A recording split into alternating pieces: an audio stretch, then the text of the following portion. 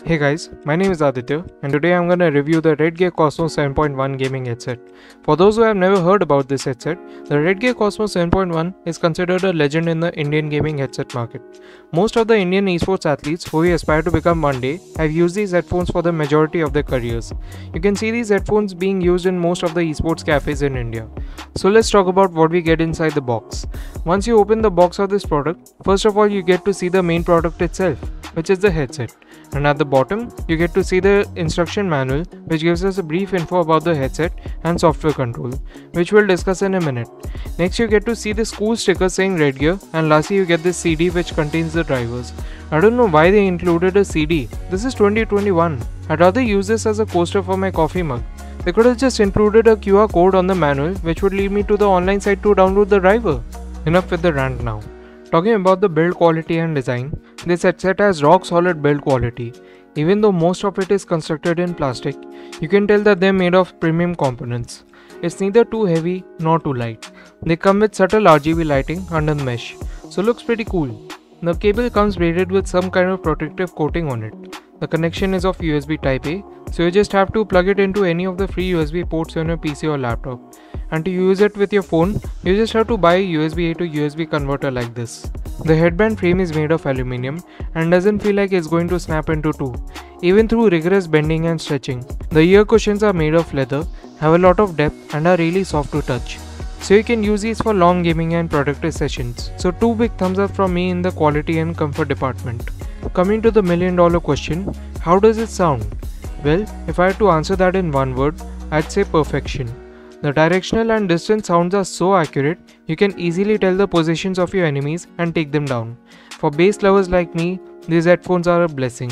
It has 50mm drivers, which are so accurate at what they're putting out that it brings big time brands to shame.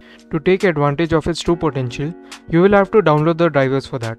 You can make custom EQ profiles and also toggle the 7.1 surround sound feature in it. Now, let's talk about another crucial component to consider while buying a pair of gaming headphones, which is the microphone. It is omnidirectional, long enough to reach your mouth, and when not in use, you can just put it away by bending it like so. I won't say much about these, just listen to it for yourselves. Testing, testing, testing, microphone 1, 2, 3, 4, 5, 6, 7, and 9, 10. So yeah, this is how the microphone of Redgear Cosmos 7.1 sounds like. This is the software I was talking about earlier.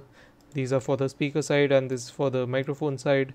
And in the speaker side you get this volume control where you can control the volume of the drivers. This is for the sample rate, this is for the equalizer where I've already set my custom EQ for gaming and music. This is the environment effects where you can create a virtual environment around you and it puts out the sound according to that. This is the 7.1 surround sound.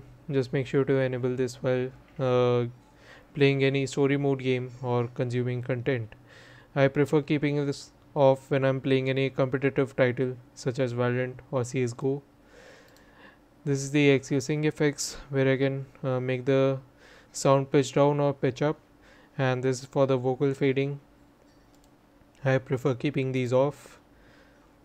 This is the EQ surround max. This is kind of 7.1 surround sound, but it kind of makes the sound really sharp, so I prefer keeping this off. This is the microphone side where I've cranked up the volume all the way up. This is the sample rate, EQ sync effects. This is to troll my random teammates when I'm playing online, such as microphone echo. This kind of echoes the microphone a lot. I can lower it or I can increase it by a lot. This is the voice changer which comes inbuilt with this driver. So This is the monster one. This is the cartoon one. This is the male one. and this is the female one. And this is the microphone boost in case you feel like your microphone is not putting out enough volume. So that's it. So as you can see, the microphone is really good for the price that it comes at. They are loud enough for your teammates to hear your calls clearly. Although for live streaming, I'd suggest to add filters from OBS Studio to make it sound even better for your audience. You can also use these for attending online meetings. It won't let you down. Coming to the conclusion, I feel like this is a flagship killer compared to the more expensive headphones in the market. Now this is not a deal breaker by any means, but I would love to have control over the RGB in the software just so it could match with the theme of my setup. Talking about the price, this headset goes for around 1700 to 2000 rupees on Amazon.in, which I feel like nobody can match it for the features it comes with. So if you're under a tight budget and you want to experience the features that big brands like Razer, Corsair and Logitech offer, just purchase this headset blindly. You won't regret it. Thanks for watching.